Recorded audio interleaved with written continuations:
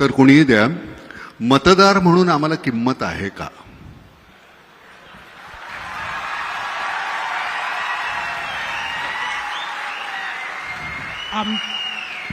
आमची किंमत तुमच्या भरोशावर ठरते.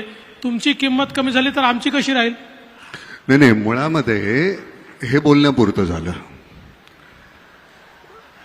म्हणजे एकदा मत दिल्यानंतर 5 वर्ष आम्ही खिसगंतीत नसतो का? कारण मला असं वाटतं की, आणि एक गैरसमज टाळा, कुठल्याही पद्धतीनं कोणाला काहीतरी अडचणीत पकडणं किंवा टाळ्या मिळवणं त्याच्यासाठी नाही. एक जनसामान्य म्हणून मनामध्ये आलेले प्रश्न आहेत ते की एक कुठेतरी मॅन्डेट आहे तुम्हाला दिलेलं, आम्ही एक मत आहे, माझ्या मनामध्ये असतं काहीतरी एक मतदार म्हणून तुम्ही या गोष्टी कराव्यात. तुम्हाला दोघांना दिलं, उद्धवना तुम्हाला दिलं, शरदरावांना आणि तुम्हाला दिलं, कोणालाही. तर ते तुम्ही जर केलं नाही तर आम्ही काय करायचं तेवढं सांगा. 5 वर्षानंतर आम्ही करायचं ते करूच, पण त्याच्या आधी आम्ही काय करायचं?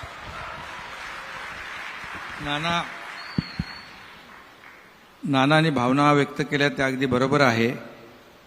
आम्ही जे 3 महिन्यापूर्वी जे केलं ते तुमचा आदर आणि मतदारांचा आदर आम्ही केलेला आहे, जो 2019ला व्हायला पाहिजे होता.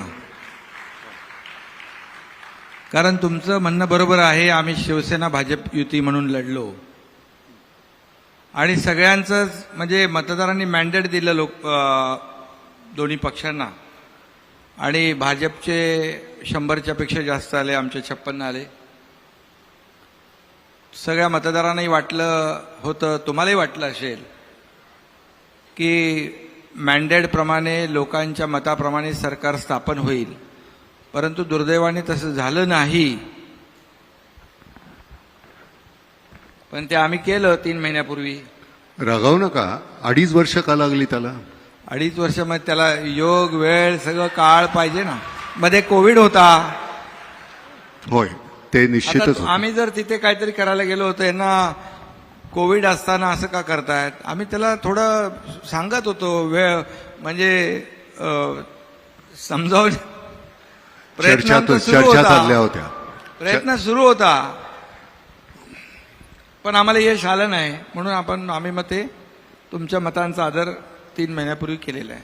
आणि नाना, कोविड होता आणि सरकार फेसबुक लाईव्हवर तर बनवता येत नाही, त्यामुळे जसा कोविड संपला आम्ही एकत्रित आलो आणि फिजिकल सरकार तयार केलं.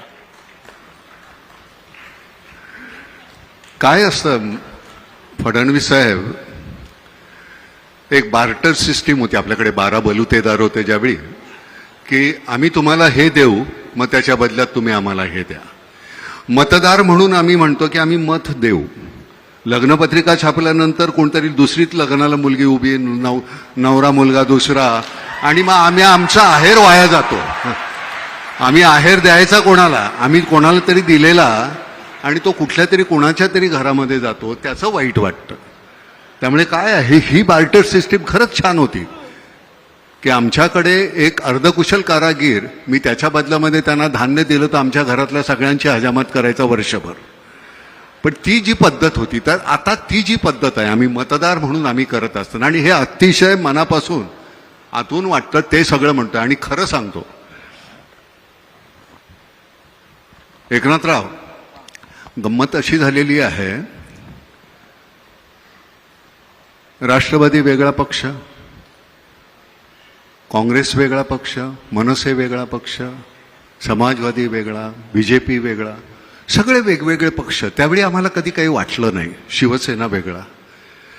शिवसेना ही विभागली गेल्यानंतर आमची घरं पण विभागली गेलेली आहेत. माझे वडील किंवा माझी भावंड किंवा माझी मुलं याच्यामध्ये 2 गट पडलेत. तर ही भांडणं ही तिथपर्यंत गेलेली आहेत. हे तुमच्यापुरतं मर्यादित नाही राहिलेलं, ते हे इतकं असं वाढत गेलंय. त्याचं काय करायचं आम्ही?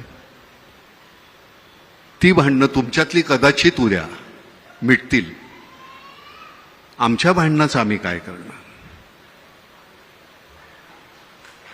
तुम्हाला खरंच नाही? हा मग अगदी तळागाळामध्ये गावागावामध्ये छोट्या ह्याच्यामध्येही भांडणं सुरू झालेली आहेत.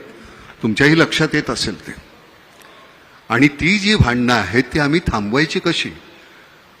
उद्या तुम्ही अजून कुठे कुठल्याही पद्धतीनं मग त्याला तुम्ही राजकारण हे नाव देणार की आम्ही हे राजकारणामध्ये ही अशी कुटील नीती अमुक. आणि मला फडणवीस तुमच्याबद्दल एक अतिशय महत्वाची गोष्ट सांगायची आहे. पहिल्या वेळी तुम्ही ज्यावेळी मुख्यमंत्री झालात त्यावेळी मी तुम्हाला आवर्जून फोन करून सांगायचो की तुमचा जो स्वर आहे भाषण करताना तो इतका नका वरचा लावूया, तुम्ही असं करा. आता तुम्ही पूर्णपणे बदललेले आहात.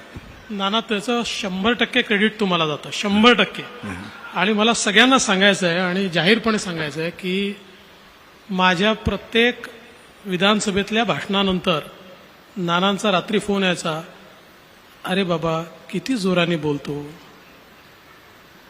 जरा श्वास घेऊन बोल, शांतपणे बोल. मी त्यांना कबूल करायचो की पुढचं भाषण माझं ऐका आणि भाषणाला उभं राहायचो आणि पुन्हा तसाच बोलायचो. पुन्हा नानाचा फोन यायचा, पण ते हळूहळू करून मी बदललं आणि आता मला असं वाटतं पूर्णपणे बदललंय. नाही, त्यामुळे खूप याचं 100% क्रेडिट तुमचं आहे. कुठेही श्वास न घेण्याचा अधिकार फक्त अजित पवारांना आहे. ते ज्यावेळी बोलायला लागतात, म्हणजे मी त्या सिनेमात सुद्धा म्हटलेलं आहे की गाण्यामध्ये लता दिदी आणि बोलण्यामध्ये अजित दादा, हे कुठे श्वास घेतात हे कळत नाही. पण तुम्ही खरंच ते पूर्णपणे बदलून टाकलेलं आहे. बरं, गंमत अशी आहे, तुम्हाला आता माहिती आहे, तुम्ही विदर्भातले आहात. 9 महिन्यामध्ये 1092 आत्महत्या झालेल्या आहेत. म्हणजे तुम्हाला आश्चर्य वाटेल की आपण किती सहजपणे असे बसतो, आपण सहजपणे ती बातमी वाचतो आणि पुढचं पान उलटतो. 9 महिन्यामध्ये 1092. बरं, कालचं, त्याच्या आधीचं सरकार, प्रत्येकाने एकमेकांकडे बोटं दाखवायची. मला असं वाटतं ह्याच्याबद्दल अतिशय जाणीवपूर्वक कुठली तरी गोष्ट व्हायला पाहिजे. मुळात आपला शेतीप्रधान देश, त्याला औद्योगिक क्रांती म्हणून तुम्ही नंतर काही ज्या बदलल्या. बरं, आपल्या इथे MIDC सुद्धा होतात त्या अतिशय सुपीक जागेवर. त्या जिथे रेताड जागा आहेत तिथे करा की, तिथं होईल की, म्हणजे त्या जागेचाही उपयोग होईल, तिथलं इन्फ्रास्ट्रक्चर तयार होईल. तर मला असं वाटतं एकनाथराव की हे पारंपरिक शेती करत असताना आम्हाला ती परवडत नाही आहे, हमीभाव नाही आहे. मार्केट सायंटिस्ट की मी कुठलं पीक लावायचं हे मला सांगणारी लोक पाहिजेत. आम्ही अडाणी आहोत, आम्हाला कळत नाही. वर्षानुवर्ष आम्ही तशाच पद्धतीनं जगत आलेलो आहोत.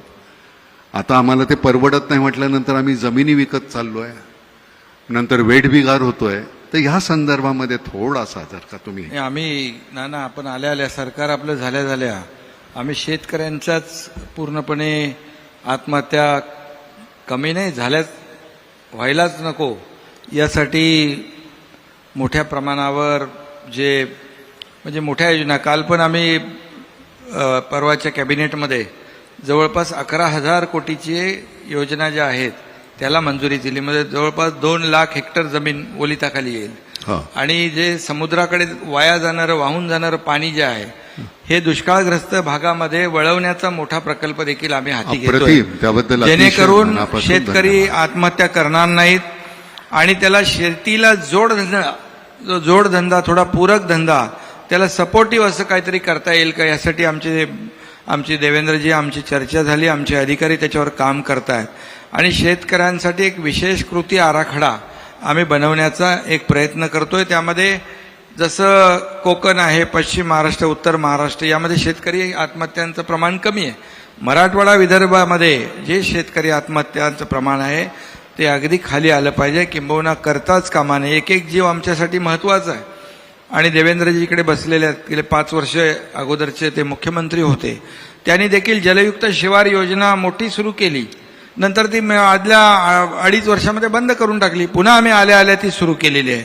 कारण शेवटी जमीन पाण्याखाली, ओलिताखाली आणणं याला आम्ही महत्त्व दिलेलं आहे.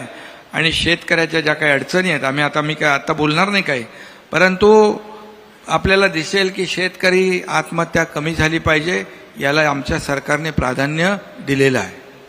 आणि नाना याच्यामध्ये एकच जोड देतो की मुख्यमंत्री मोदयांनी अतिशय करेक्ट सांगितलं. तुम्ही बघा, जिथे सिंचन आहे तिथे आत्महत्या नाही आणि जिथे सिंचन नाही तिथेच आत्महत्या आहे. आणि म्हणून हा सगळा दुष्काळी पट्टा जो आहे याचा दुष्काळ नष्ट करण्याकरता पहिला प्रयोग आपण जलयुक्त शिवारचा केला. जलयुक्त शिवारमुळे 39 लाख हेक्टर जमीन ही रबीच्या पिकाखाली आली. त्यामुळे त्याला 2 पिकं, या सगळ्या दुष्काळी पट्ट्यात तो एक पीक घ्यायचा आणि ते पीक नष्ट झालं की त्याच्याजवळ काहीच उरायचं नाही, म्हणजे खायला देखील उरायचं नाही. आणि म्हणून आता जवळजवळ 27 TMC पाणी थांबलं. रबीचं आपलं क्षेत्र 39 लाख हेक्टरनी वाढलं. आणि आमचा संकल्प आहे की एकदा हे वाहून जाणारं पाणी हे जर आपण गोदावरी खोऱ्यामध्ये आणू शकलो किंवा जे विदर्भातलं वाहून जाणारं पाणी या गोसेखुर्दच्या खालनं ते बुलढाण्यापर्यंत आणू शकलो तर जवळजवळ सगळा आपला दुष्काळी पट्टा जो आहे हा ओलिताखाली येईल. आणि यासोबत एक अत्यंत महत्त्वाची आता आम्ही अजून योजना सुरू केली आहे. आपल्याकडे आपण शेतकऱ्यांना अर्धे दिवस सकाळी वीज देतो आणि अर्धे दिवस रात्री देतो. त्याला साप विंचू सगळा सामना करत अर्धे दिवस रात्री काम करावं लागतं, कारण दिवसा आपण देत नाही. आणि म्हणून आता आपण 100% फिडर जे आहेत ॲग्रिकल्चर हे सोलरवर आणतोय आणि त्याचा 2 वर्षाचा कार्यक्रम हातात घेतला. 3 वर्ष लागतील फार तर. 4000 मेगावॅटचे सोलर आपण सगळे ॲग्री फिडर करतोय. शेतकऱ्याला रोज दिवसा 12 तास वीज त्या ठिकाणी मिळेल. आणि याचं इतकं डिसेंट्रलाइज मॉडेल आपण तयार केलं आहे की मुख्यमंत्री आणि मी बैठक घेतली आणि मग डिसेंट्रलाइज पद्धतीनं हे सोलार करण्याकरता जमिनी मिळत नाही. तर आता आम्ही योजना अशी तयार केली आहे की ज्या योजनेमध्ये जो शेतकरी त्याची जमीन किरायाने देईल, भाड्याने देईल, 2 एकर 3 एकर 5 एकर 1 हेक्टर, त्याला आम्ही साधारणपणे 60,000 ते 75,000 रुपये भाडं देणार आहोत. म्हणजे त्याला आज जेवढं पीक नाही आहे त्यापेक्षा जास्त त्याला जमिनीचं भाडं 30 वर्ष सातत्याने आम्ही देऊ. त्यामुळे त्याचं नुकसान होणार नाही. आणि त्या जमिनीवर सोलर लावून त्या संपूर्ण फिडरवरचे जेवढे शेतकरी आहेत या सगळ्या शेतकऱ्यांना आम्ही 12 तास दिवसा वीज देऊ.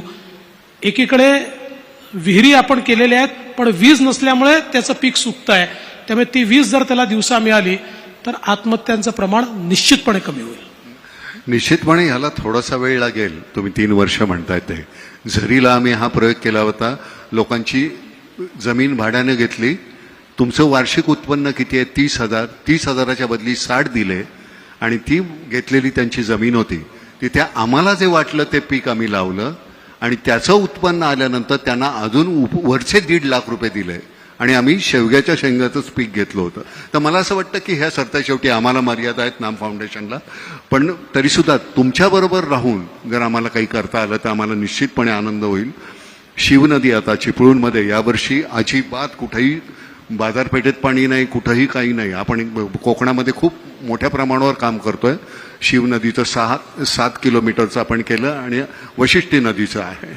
आणि महाडला जे आता करतोय आपले राऊत आता भेटले, मी त्यांच्याशी बोललो. तर हे आपण सरतेशेवटी समन्वयानंच होणार आहे. फक्त एकच आहे की नदीमध्ये जे पाणी सोडतात, जे कारखाने, प्रदूषण होतं, मच्छी मेली, सगळे मासे मेले आणि तरंगत आहेत, त्याच्यापुरतं ते मर्यादित राहू नये. त्यांच्यावर अतिशय कडक कारवाई व्हायला पाहिजे.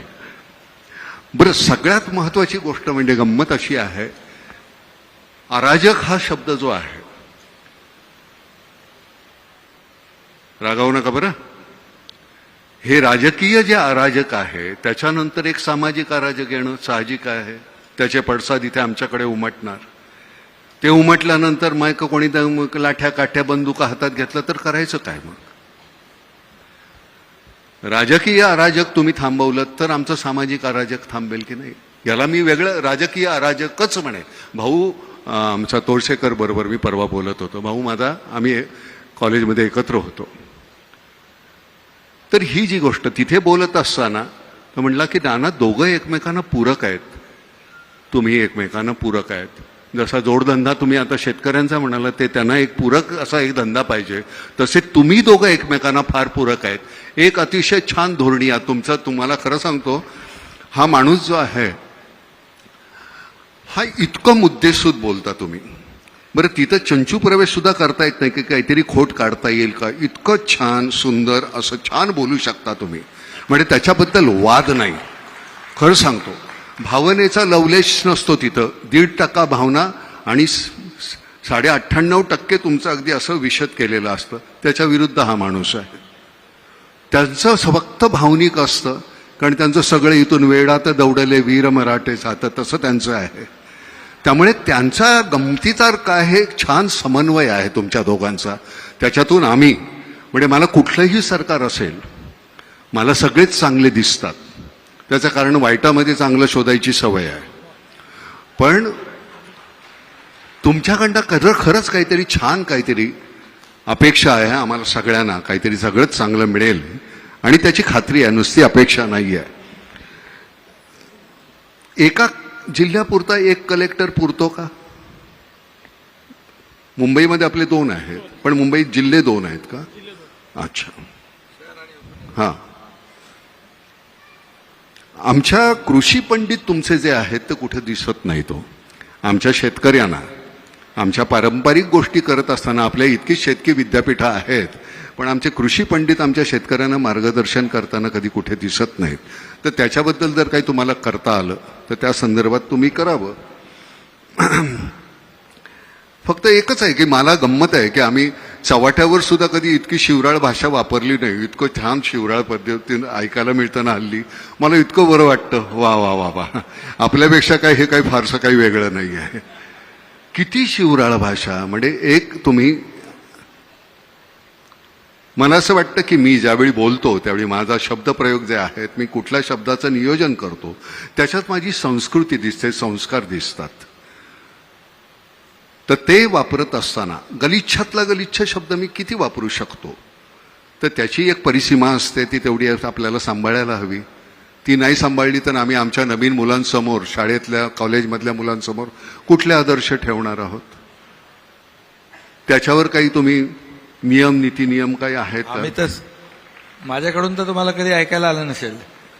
मला ते बोलताच येत नाही पातळी सोडून. नाही नाही, तुमच्याबद्दल नाही, मी एकूणच बोलतोय. मी एकूणच म्हणतोय फडणवीस साहेब की त्याला एक साधनशुद्धता. आम्ही रस्त्यावर एखादी गोष्ट चुकीची केली की तुम्ही आम्हाला शिक्षा घडवता, सिग्नल तोडला, अमुक केलं, तमुक केलं. तुम्ही काय केलं तर आम्ही तुमच्याबद्दल काय करायचं? अनपार्लमेंटरी शब्दाचा उपयोग ज्यावेळी तुम्ही करता त्यावेळी तुम्हाला, आता तुमच्या मिसेस जाताना म्हणली चांगलं खोदा त्यांना, म्हटलं तुम्ही करताय ते कमी आहे का? आत्ता त्या मला जाताना म्हणाल्या. पण मी तर खरं सांगतो की हे तुम्ही ज्यावेळी चुकीचं बोलता, आम्हाला नाही का वाईट वाटत? आम्हाला नाही का त्याचा त्रास होत की आम्ही कुणाच्या हातामध्ये सत्ता दिलेली आहे हे आमच्यावर? बरं, सत्ता म्हणजे तुम्ही लोकसेवक आहात हो, तुम्ही राज्यकर्ते नाही आहात.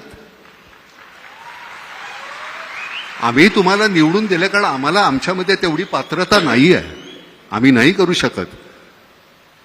हा कारभार आम्ही तुम्हीच चालवा आमच्यासाठी, आणि तो आमच्यासाठी चालवत राहा. एकनाथराव, तुम्ही नुसती म्हणाल होत्या, बोला. नाही, अगोदर तुम्ही जे म्हणालात ना, ते 2.5 वर्षाच्या पूर्वी आपल्याला जाणवलं असेल, पण आम्ही 3 महिन्यानंतर, आम्ही राज्यकर्ते नाही, शासन प्रमुख नाही, आम्ही या राज्यातल्या जनतेचे सेवक म्हणून काम करणार आहोत. सेवक म्हणून नाही, त्याची खात्री आहे, म्हणूनच हे इतकं मी सहजपणे बोलतोय. गंमत काय पण माहितीये का? जनतेमध्ये आम्ही जेव्हा जातो तेही काही लोकांना पटत नाही, रुचत नाही. त्याला काय करायचं? नाही, गंमत काय झाली माहितीये का? त्या दिवशी फडणवीस साहेब, आम्ही एक असे सहज कुठेतरी गोष्टी ऐकत असताना एक गोष्ट छान ऐकली बरं का. आपल्या इथे ती पद्धत नाहीये, पण परदेशी राजा राणी गेले होते, फिशिंगसाठी निघाले. आपल्याकडे ती पद्धत नाहीये, आणि फिशिंगला निघाले असताना रस्त्यामध्ये एक गाढवावर बसून एक कोळी चालला होता, खांद्यावर गळ होता. राजाने विचारलं, काय रे, मच्छी पकडायला का? तो म्हणला, नाही महाराज, आज मच्छी पकडायला जाणार नाहीये, वादळ आहे, खूप मोठा पाऊस येणार आहे. म्हटलं, मूर्ख माणसा, मी माझ्याकडे खूप पगार देऊन हवामान तज्ज्ञ ठेवलेला आहे. त्यांनी सांगितलं, तुम्ही जा, खुशाल, काही होणार नाहीये. राजा पुढे गेला, खूप वादळ झालं, पाऊस आला, त्रेधा तिरपीट झाली. राजा दरबारात गेला, प्रधानाला सांगितलं त्या माणसाला आणा बघू, हवान तज्ज्ञाला त्याला लाथ घालून हाकलून लावा आणि त्या कोळ्याला बोलवा आणि त्याला अपॉइंट करा. कोळी आला, तो म्हणला महाराज मला यातलं काही कळत नाही हो. तो म्हणलं मग त्या दिवशी कसं सांगितलंस, पाऊस येणार वादळ होणार. तो म्हणला माझ्या गाढवानं कान खाली टाकले की मला कळतं पाऊस येणार आणि वादळ होणार. तर म्हणलं मग ठीक आहे, गाढवाला अपॉइंट करा. म्हणजे राजेशाही गेली, लोकशाही आली, पण ती अपॉइंट करण्याची पद्धत काही गेलेली नाही अजून. त्यामुळे तर ही जी गंमत आहे, अरविंद इनामदार आमचे जे कमिशनर होते, त्यांची एक पद्धत होती बोलण्याची, या देवा कसं काय देवा, काय काय आणू का तुम्हाला, काय देवा. त्यांच्याशी बोलताना एक दिवस ते म्हणाले, नाना मला काही कळत नाही, आमच्या पोलीस खात्यातल्या लोकांना, काही मंडळी ना, सगळ्यांना नाही, पण ते का पैसे खावेसे वाटतात. अहो आम्हाला जेवढा पगार मिळतो का नाही तो खर्च होत नाही हो. त्या माणसाची म्हणजे शेवटपर्यंत अरविंद इनामदारांच्या घरी ब्लॅक अँड व्हाईट टीव्ही होता, अरविंद इनामदार गेले तेव्हा सुद्धा. तर ही आपल्याकडे अशी माणसं आहेत. लालबहादूर शास्त्रींच्या घरी ज्यावेळी त्यांचे मित्र पैसे मागायला गेले, मला एक 200 रुपये पाहिजे, त्यावेळेचे 200 रुपये, लालबहादूर शास्त्री म्हणले माझ्याकडे नाही आहेत एवढे पैसे. त्यांची बायको म्हणाली नाही माझ्याकडे आहेत. तिने 200 रुपये दिले काढून. शास्त्रींनी विचारलं तुझ्याकडे एवढे पैसे आले कुठून. ती म्हणली नाही, दर तुम्ही पगारातून देताना त्यातले 5-10 रुपये मी वाचवते. त्यांनी गव्हर्नमेंटला पत्र लिहिलं की मला ह्याच्या पुढे माझा 10 रुपये पगार कमी करा. यशवंतराव चव्हाण गेले त्यावेळी त्यांच्या खात्यावर 25,000 रुपये नव्हते. आपल्या मंत्र्यांच्या म्हणजे साधा आपला नगरसेवक आज निवडून आला की पुढच्या वर्षी तो कोट्याधीश असतो, त्याची चौकशी का नाही होत. म्हणजे मला कळतं की हा भ्रष्ट आहे, पण तुमच्या का नाही लक्षात येत. त्याच्यावर कारवाई व्हायला पाहिजे की नाही एकनाथराव. म्हणजे तुम्ही मी 100 रुपये आल्यानंतर 30 रुपये इन्कम टॅक्स भरतोच, 18 रुपये तुम्ही अजून जीएसटी घेता. हे सगळं आम्ही केल्यानंतर सुद्धा आमच्या चौकशा होतात, तुमच्या का नाही होत.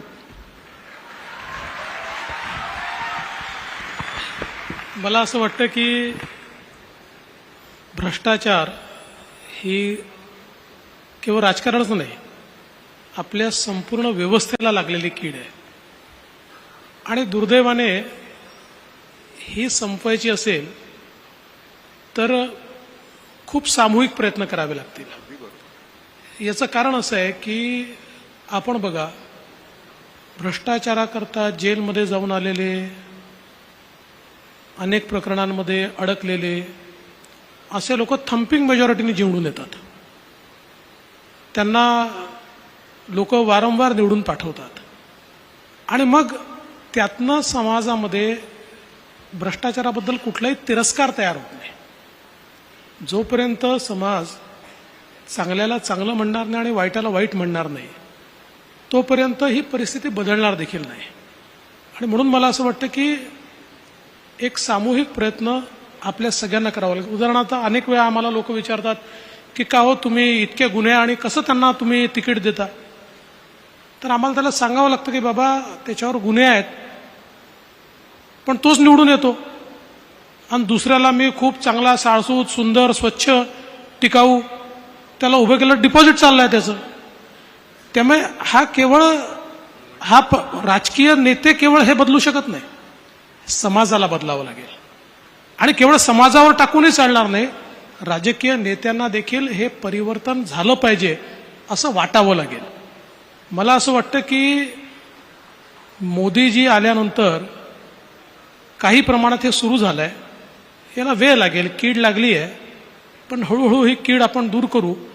कीटकनाशक तयार होत आहे, ते कीटकनाशक हळूहळू ही कीड नक्की दूर करेल असं मला विश्वास आहे.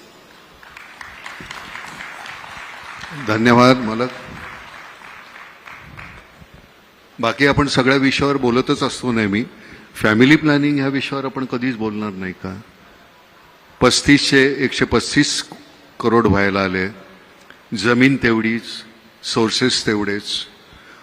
उद्या माझ्याकडे काही नसेल आणि तुम्ही खात असाल तर मी ओरबाडून घेणार. ही जर लोकसंख्या सीमित असेल तर ह्या गोष्टी टाळता येतील. तर हा अतिशय जाणीवपूर्वक घेण्याचा, जसं आपण काश्मीरमधले निर्णय घेतले तसा हा एक निर्णय घ्यायला नको का? मला असं वाटतं घेतला पाहिजे. हा गरजेचा आहे. केवळ आपल्याला चीनच्या पद्धतीने नाही, आपल्या भारतीय पद्धतीने हा निर्णय करावा लागेल. आपण काही प्रमाणात लोकांना जास्त मुलं होणं हे इन्सेंटिव्हाइज केलं आहे, पण त्यापेक्षा अधिक करावं लागेल. याचं कारण ज्या वेगानं लोकसंख्या वाढते आणि विशेषतः जे लोक लोकसंख्येवर कंट्रोल ठेवत आहेत ते हळूहळू मूर्ख ठरतील, कारण त्यांची संख्या कमी होत जाईल आणि मग लोकशाहीमध्ये कमी संख्येवाल्याला कोणी विचारत नाही. आणि म्हणून कुठेतरी ही सक्ती आणावीच लागेल. लोकसंख्या नियंत्रित करण्याकरता सगळ्यांना सक्ती ही करावीच लागेल. ती करत असताना एवढंच भान आपल्याला ठेवावं लागेल की लोकसंख्येची जी रचना आहे ती रचना देखील, म्हणजे ज्याला आपण आपली डेमोग्राफी म्हणतो, ही चेंज होणार नाही, ही एकतर्फी होणार नाही. जे चीनला आज जो प्रश्न निर्माण झाला की चीननी पहिल्यांदा वन और नन अशा प्रकारची पॉलिसी आणली, त्या पॉलिसीमुळे आज चीनने प्रगती खूप केली आहे, पण त्याच्यासमोर प्रश्न असा आहे की आता त्यांच्याकडे याच्या पुढे वर्किंग क्लास नाही आहे. आता अवलंबून असलेले लोक अधिक आहेत आणि त्यांच्याकरता जे काम करू शकतील असे लोक कमी आहेत. त्यांच्या लोकसंख्येची जी रचना आहे त्या रचनेमध्ये आता एक अशा प्रकारचं स्थित्यंतर आलं आहे. त्यामुळे ग्रॅज्युअली गेलं पाहिजे, पण सर्टनली गेलं पाहिजे. आणि उद्याला हे काही मी कुठल्या माझ्या पक्षाचं मत वगैरे मांडत नाही, वैयक्तिक मला जर कोणी विचारलं की लोकसंख्या नियंत्रणाकरता कायदा आणला पाहिजे का, तर मी म्हणेन आणला पाहिजे. धन्यवाद. समान नागरी कायदा यायला हवा का? प्रत्येकाला एकच कायदा. समान नागरी कायदा आपल्या संविधानाने डायरेक्टिव्ह प्रिन्सिपल ऑफ स्टेट पॉलिसीमध्ये सगळ्या राज्यांवर जबाबदारीच टाकली आहे, संविधानानेच टाकली आहे समान नागरी कायद्याची. तर गोव्याचे मुख्यमंत्री या ठिकाणी आहेत. गोवा सध्या एकमेव राज्य असं आहे की जिथे समान नागरी कायदा आहे, अस्तित्वात आहे. आता उत्तराखंडमध्ये देखील येतोय. काही लोक काय करतात, समान नागरी कायदा म्हटल्याबरोबर त्याचे चुकीचे अर्थ लोकांमध्ये जाऊन सांगतात. आता समान नागरी कायदा आला म्हणजे तुमचं आरक्षण जाणार आहे, मग शेड्यूल कास्टला आरक्षण मिळणार, काही संबंध नाही. समान नागरी कायद्याचा अर्थ एवढाच आहे की आज आमचे सक्सेशनचे कायदे वेगळे आहेत, आमचे जन्माचे कायदे वेगळे आहेत, आमचे लग्नाचे कायदे वेगळे आहेत, सगळ्या प्रकारचे वेगळे कायदे आहेत.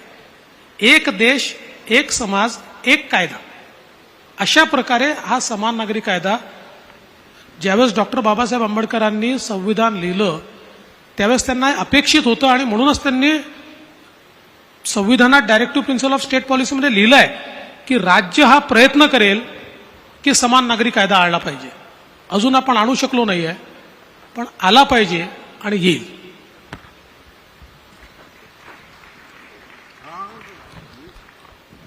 तुम्ही बोलत नाही म्हणून मी बोलत राहिलो. मी मतात बोलत नाही. असं आहे का? मी मतात बोलत नाही. होय का? माझा पहिला प्रश्न माननीय मुख्यमंत्री शिंदे साहेबांना आहे. शिंदे साहेब, पवार साहेब, काँग्रेस, उद्धव ठाकरे साहेब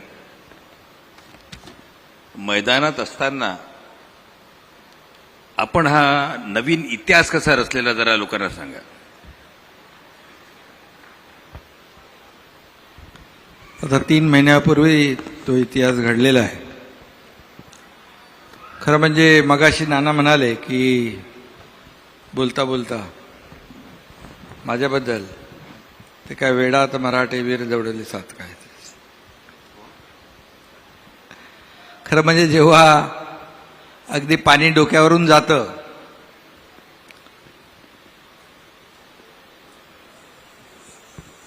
आणि त्यावेळेस किंबहुना जी आपली नीतिमूल्य आहेत, आपली भूमिका आहे, आपल्या पक्षाची आयडिओलॉजी आहे, आपल्या ज्या पक्षात आम्ही लहानाचे मोठे झालो ते आमचे आदरणीय बाळासाहेबांची भूमिका, बाळासाहेबांचे विचार, बाळासाहेब काय काय म्हणाले ते आजही आपण त्यांच्या भाषणाच्या ऑडिओ व्हिडिओ क्लिप पाहतो. आणि जेव्हा असंगाशी संग होतो, एक अनैसर्गिक काही गोष्टी घडतात, त्या मनाला न पटणाऱ्या असतात. आणि मग त्यावेळेस तुम्ही म्हणालात हे कसं केलं.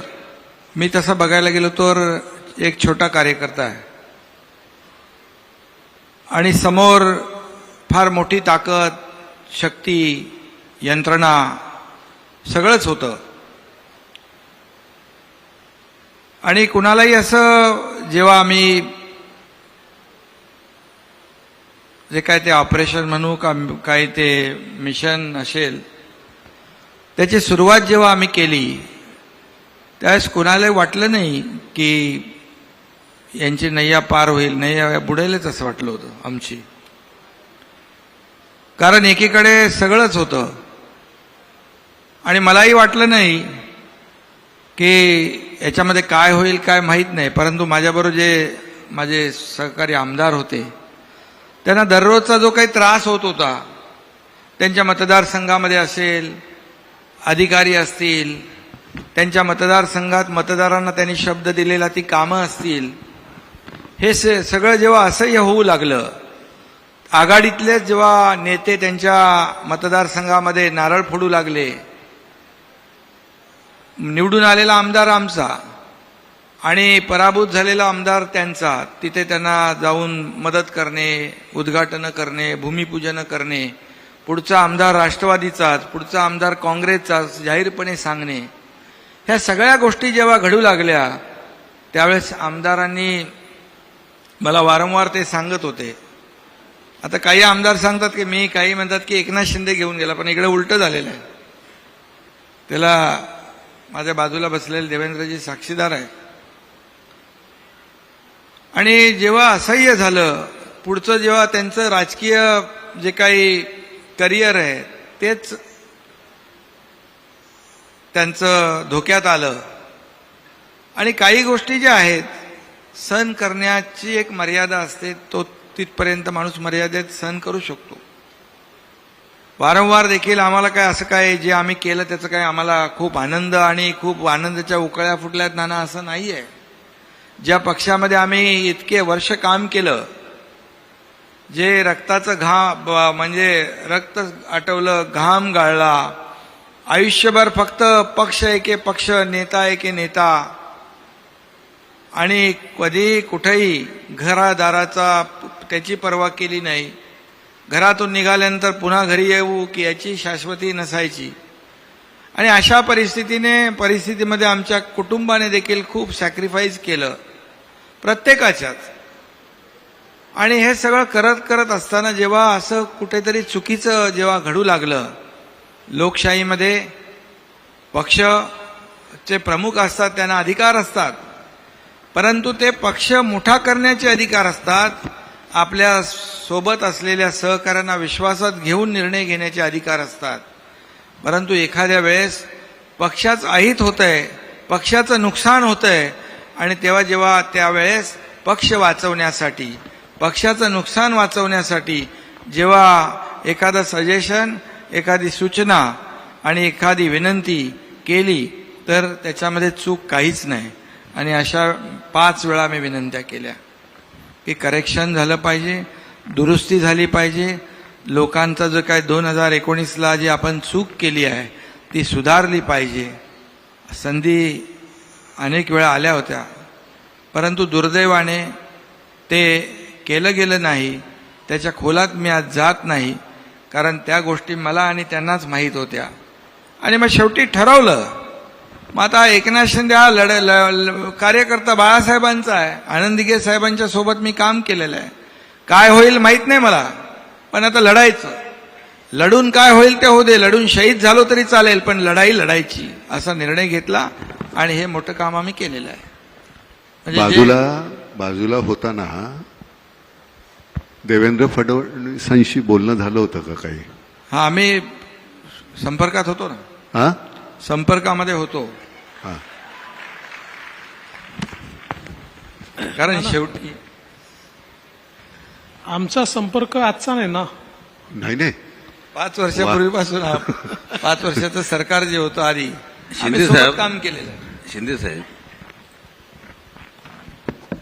आप देवेंद्र फडणवीस जी को कितने साल से जानते हैं? बहुत सालों से जानते हो. जब भी वो विधायक थे, मैं भी विधायक था, वो अपोजिशन में हम लोग साथ ही में काम किया है और बाद में हम लोग सरकार में आए तो मैं उनके साथ मंत्री के नहीं, मैंने ये सवाल इसलिए पूछा आपसे कि देवेंद्र जी ने, मतलब देवेंद्र जी किसी को समझ में नहीं आता, उनके पेट में क्या है, वो क्या करना चाहते हैं, उनके चेहरे पे भी पता नहीं चलता है. हे शरदरावांबद्दल बोलायचं लोकपूर्वी. नहीं, आपका अनुमान गलत है. आपका आता शरदराव जे आहेत, शरदराव जे आहेत, आता नानांनी बरोबर सांगितलं. तर जे मोठमोठाले इथे राज्य करते आहेत, विशेष रूप से जैसा इन्होंने शरदराव जी का नाम लिया, शरदराव जी है, कांग्रेस है, शिवसेना है, इनको समझ में भी नहीं आया कि कब ये चले गए करके. देखो, इसमें क्या विश्वास की बात है, और मैं एक बार किसको विश्वास दिलाता हूं वो पूरा करता हूं. कमिटमेंट एक बार मैंने करने के बाद, कमिटमेंट मैं जब कमिटमेंट करता हूं तो मैं खुद की भी नहीं सुनता हूं.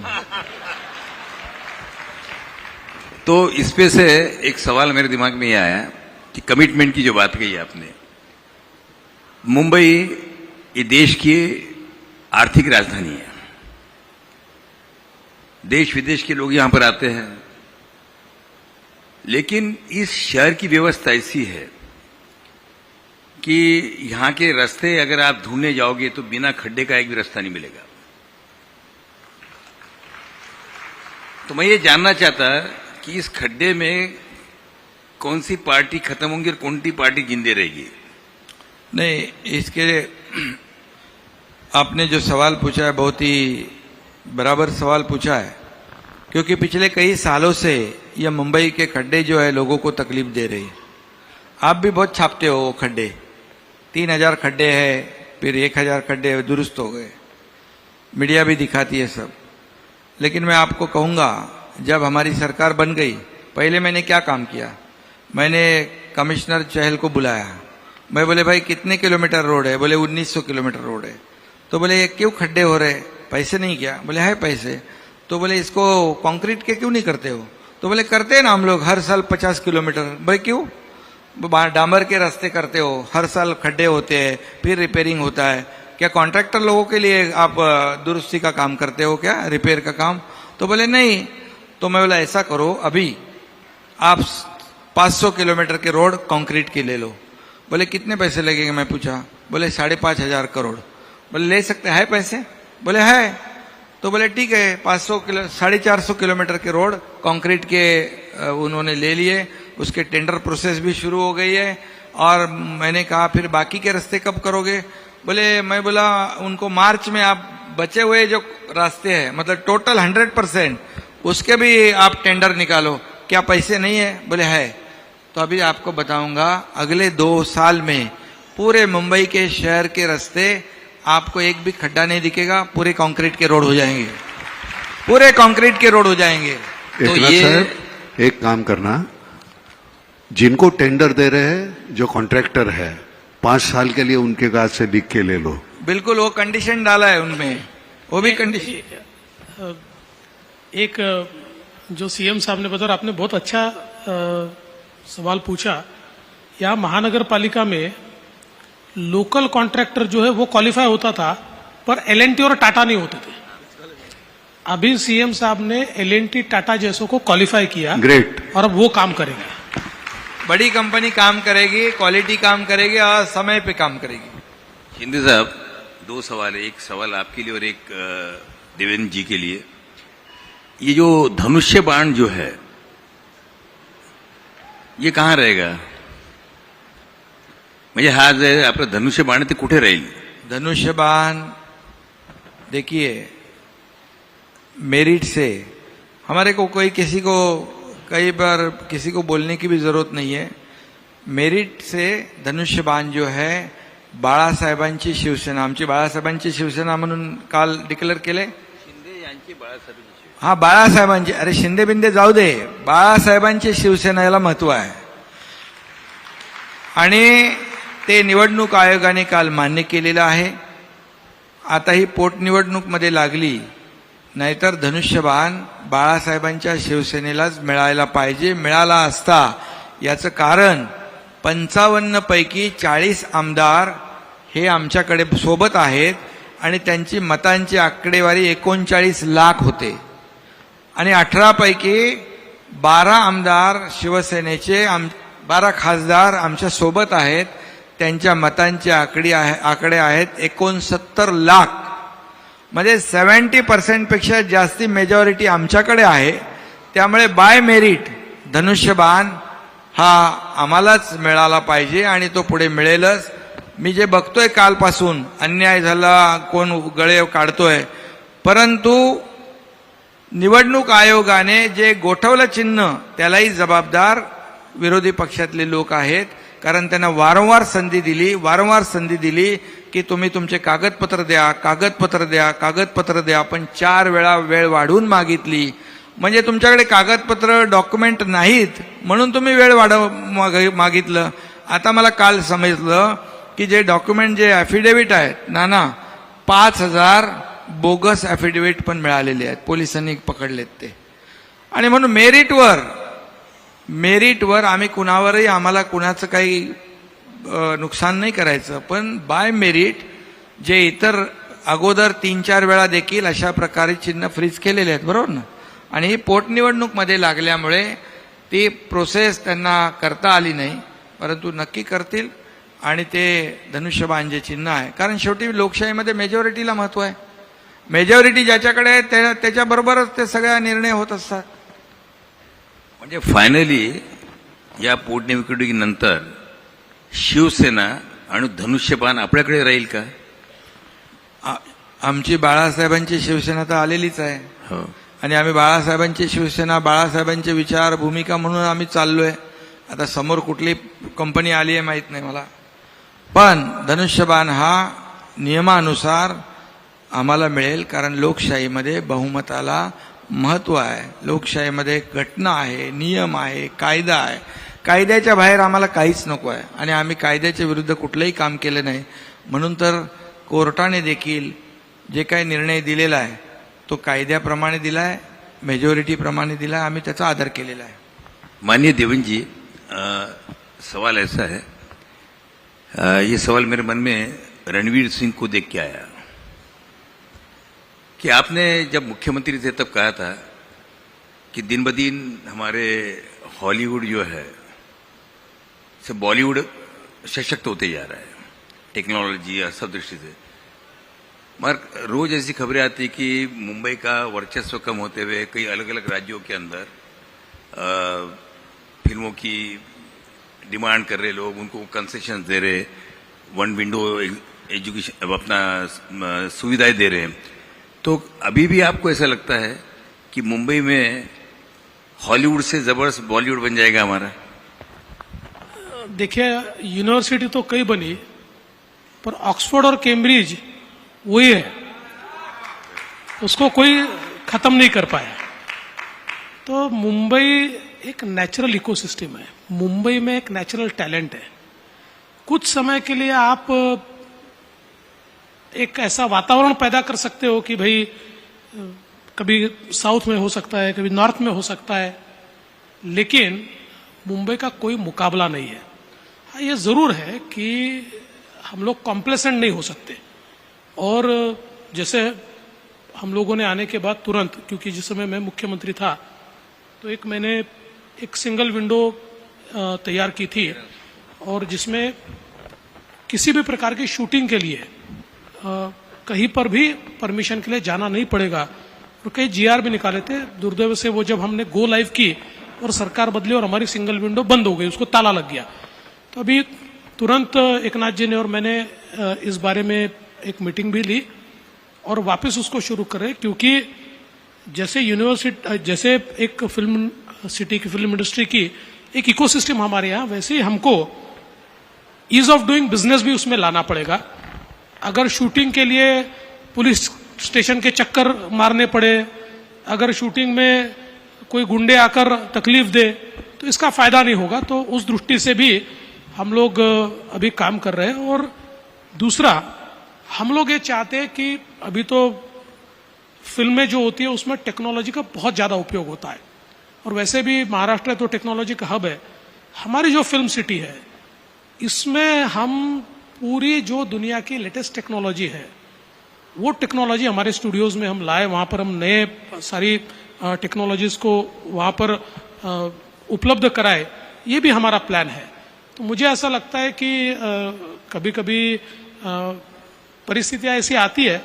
और वैसे भी देखिए क्या होता है ना कि अगर दूसरे राज्य भी अगर मार्केटिंग करते हैं तो इससे कोई हमारी साख कम नहीं होती है। ये तो कि एक प्रकार से मार्केट एक्सपांड हो रहा है, वो लोग भी करें। मतलब उसके वजह से प्रॉब्लम ये हुआ कि यहाँ का जो डायमंड बुर्ज है वो गुजरात चले गया जी। डायमंड बुर्ज जो है यहाँ पर वो गुजरात चले गया। उसके बाद में अभी इंडस्ट्री जो है यहाँ की काफी, जो महाराष्ट्र किया आने वाली थी यहाँ किया नहीं आई और कहीं चलेगी मोटर की। उसके बाद में अभी हाल ही के अंदर जिसको लेके काफी अखबारों में आ रहा है, तो अगर एक के बाद अगर सारी इंडस्ट्री चली जाती रहेगी तो उससे कैसा होगा? आप दोनों मिलके क्या सोच रहे हो उसको रोकने के लिए? पहली बात तो वापिस आपको कहना चाहता हूं कि विथ ऑल ड्यू रिस्पेक्ट, जरूर सूरत में डायमंड बुर्ज तैयार हुआ, पर आप मुंबई के किसी भी डायमंड के व्यापारी को पूछिए, डायमंड इंडस्ट्री वाले यहाँ बैठे हुए हैं, वो कहते हैं हमारी अगली पीढ़ी वहां जाने को तैयार नहीं, सबको मुंबई में ही रहना है और मुंबई में ही हमको व्यापार करना है। तो ये देखिए क्या होता है कि रहेंगे यहाँ पर। नहीं, व्यापार भी यही है, कहीं नहीं जाएगा। आज भी सबसे ज्यादा एक्सपोर्ट भारत डायमंड बुर्ज अपने बाजू में ही है, वहीं से देश का सबसे बड़ा एक्सपोर्ट हम करते हैं, वहीं से करते हैं। और मैं कहता हूं देखिए ये इंडस्ट्री इधर चली गई उधर चली गई, मैं आपको आंकड़ों के साथ बताता हूं। 2014 से लेकर 2019 तक महाराष्ट्र एफडीआई में नंबर 1 रहा, इन्वेस्टमेंट में नंबर 1 रहा। नंबर 1 यानी कितना? तो 2 साल ऐसे है कि जिन 2 सालों में महाराष्ट्र के बाद के जो 4 स्टेट है, गुजरात, दिल्ली, कर्नाटक और तमिलनाडु, जो 4 इंडस्ट्रियल स्टेट माने जाते हैं, ये चारों की मिलकर जितनी इन्वेस्टमेंट है उससे ज्यादा इन्वेस्टमेंट महाराष्ट्र की है। तो इसलिए एक आधा चले जाने से कोई फर्क नहीं पड़ता। और मैं आज ये बता रहा हूं, अगर कोई चला गया है तो उससे बड़ा एकनाथ शिंदे और देवेंद्र फडणवीस लाकर दिखाएंगे। बहुत बहुत धन्यवाद। आपण थांबूया नाही का? कारण काय सगळ्याच प्रश्नाची उत्तरं तुम्ही छान दिल्यात। आता आम्ही फक्त वाट पाहणं आमच्या नशिबी आहे, तेवढे आम्ही पाहणार आणि निश्चितपणे तुम्ही काहीतरी छान करणार। एकनाथराव, तुम्ही ज्या पद्धतीनं मांडता हल्ली ना, म्हणजे एक तर पहिल्यांदा तुम्हाला कधी यापूर्वी ऐकायला मिळालं नव्हतं आम्हाला, पण ज्या पद्धतीनं तुम्ही बोलता म्हटल्यानंतर गुणनाई वाण काहीतरी लागलेला दिसतोय पलीकडचा। नाही, काम करत राहू आपण भांडण्यापेक्षा। नाही, पुन्हा एकदा तुमचं अभिनंदन। आणि तुम्ही शांतपणे इतकं सगळं ऐकत होतात त्याच्याबद्दल फार गुडी गुडी बोलायला बरं नाही वाटत, कारण काय होतंय की सरते शेवटी कधी असं बोलत नाही। नाही, मी बोलत नाही असं नाहीये, कारण खतखत ही माझी मनातली माझ्या नाहीये, ही सगळ्या सर्वसामान्य लोकांच्या मनातली खतखत आहे जे ज्याच्याबद्दल। कारण आमच्यासाठी तुम्ही काय करताय याच्या पलीकडे सरकारकडे आम्ही दुसऱ्या दृष्टीनं पाहतच नाही। आम्ही करतोय, आम्हाला काय मिळतंय एवढंच आम्हाला पाहिजे। आमची 2 वेळची भ्रांत आहे, तेवढी तुम्ही पुरी करा। धन्यवाद, तुम्हाला सुद्धा धन्यवाद। एक दोघांना 1 मिनिटाची एक विनंती आहे की इथे जे आपण आपल्या पश्चात आम्ही IPS आणि IAS ज्यांनी चांगलं काम केलं त्यांना अवॉर्ड दिलेला आहे.